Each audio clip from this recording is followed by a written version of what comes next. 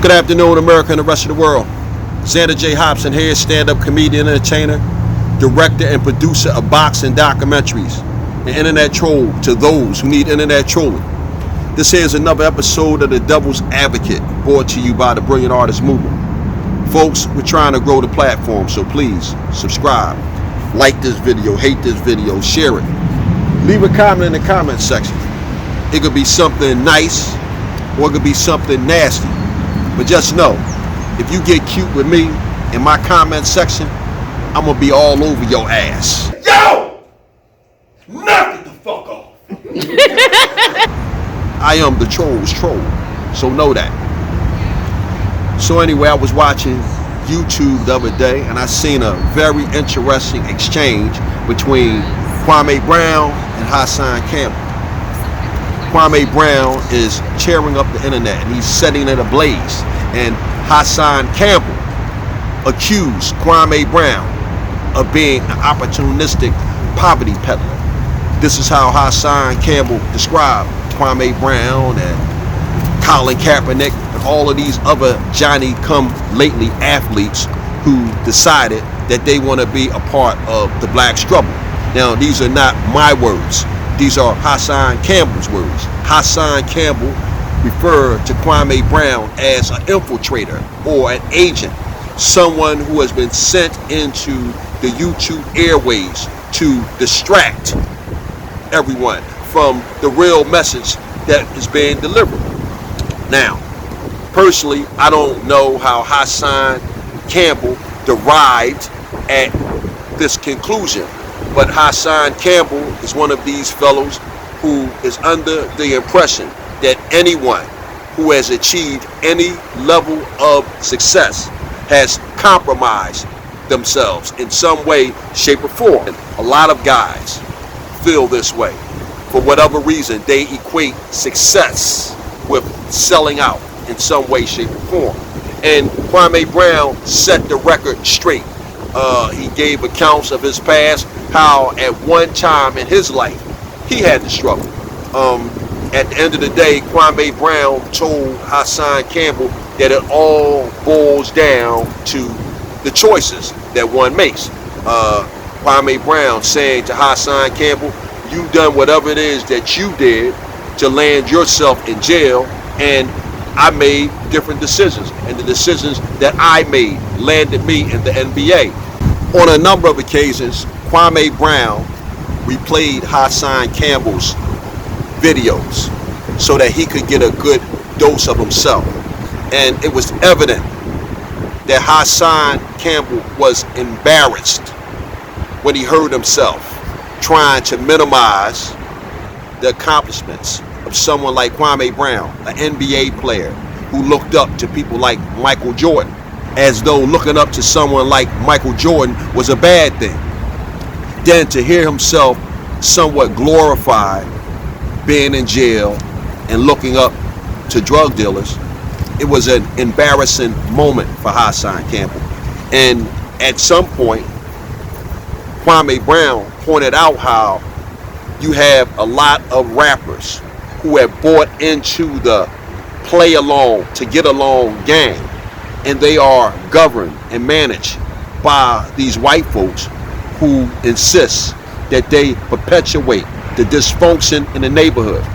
Kwame Brown also pointed out how you had these same rappers who were not only detrimental to themselves, they were also detrimental to everyone around them. Kwame Brown talking about how these guys would go back to their neighborhoods and employ their friends as goons, almost if setting themselves up like some type of warlord. Kwame Brown talked about the school to prison pipeline. He talked about how a lot of these young men have the wrong impression on what life is all about, and they end up in modern day slavery. Modern day slavery being the penitentiary. All of this came on the tail of Hassan Campbell's conversation. Again, I can't stress enough, guys like Hassan Campbell will have you believe that anyone, especially someone black, who has achieved any level of notoriety, they somehow compromised themselves in some way. Hassan Campbell trying to hint that Kwame Brown was a member of the Masons, the Illuminati, or some other type of secret organization that runs the entertainment industry. But Kwame Brown cleared that up real quick. He explained to Hassan Campbell that being a member of the NBA was nothing more than a job. And although you do have people who have compromised themselves, there are a lot of people who didn't. After a couple of rounds, I believe Hassan Campbell was embarrassed. And I don't know much about Hassan Campbell, but I listened to his conversation, and he gives me the impression that he is the type of guy who wants to have a positive influence in his community. However, like Kwame Brown pointed out, a lot of the things that Hassan Campbell does, it has negative undertones. And again, Hassan Campbell is a guy who has a rough edge to him. He's quick to let you know that he done time and that he's friends with people who done bad things to other people. A lot of that is a part of the conversation of Hassan Campbell. He wants you to know that he's a badass. And Kwame Brown pointed out, listen, bro, you have a family, you have a nice house. You can lose all that gorilla shit, bro, because it's not necessary. A man of your age and status should conduct himself a little different than you do. Kwame Brown pointing out how Hassan Campbell likes to flaunt his jewelry and hang out in areas where he may have to defend himself. And again, that is the fear of any man of means, that he will have to defend himself, and then he will have to put up a lot of money to stay out of jail. These were all things that Kwame Brown was touching on when he was talking to Hassan Campbell. And although Hassan Campbell heard these things, I believe he was embarrassed because, again, as a grown man who knows right from wrong, you know when someone is saying something to you and it's hitting home. Well, at some point, Hassan Campbell did try to apologize to Kwame Brown. And personally, I thought that was big of him. And he tried to apologize to Kwame Brown on a number of occasions. However, Kwame Brown rebuffed his overture. Kwame Brown telling Hassan Campbell that, listen, bro,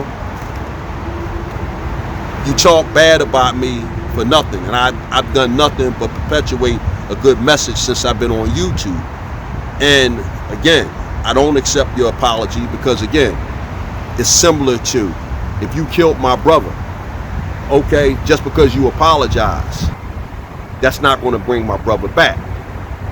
And from there, the whole conversation got nasty. And at some point, Hassan Campbell challenged Kwame Brown to a fight. And at this point, I don't even feel like talking about it no more because it was a bunch of foolishness. I like Kwame Brown. I think Kwame Brown is a stand-up guy and he's trying to do the right thing. I like Hassan Campbell. I think Hassan Campbell is a decent guy, and I think his heart is in the right place. But the problem that I find with people like Hassan Campbell is they want to stay rooted in being a badass. And a lot of times when you conduct yourself like a badass, you find yourself in a bad situation because at some point somebody's going to challenge you. And now, since you are walking around with this badass image, you feel compelled to act. And that's what transpired. Hassan Campbell, he was infuriated because Kwame Brown wouldn't accept his apology. And at that point, the conversation went south. So, with that said, folks, Very interesting. You can check it out. Again, Kwame Brown proved to me what a classy guy he was when he conducted the interview with Hassan Campbell. He basically let Hassan Campbell get a good dose of himself. And Hassan Campbell didn't like what he saw. I'm done with it. Bam!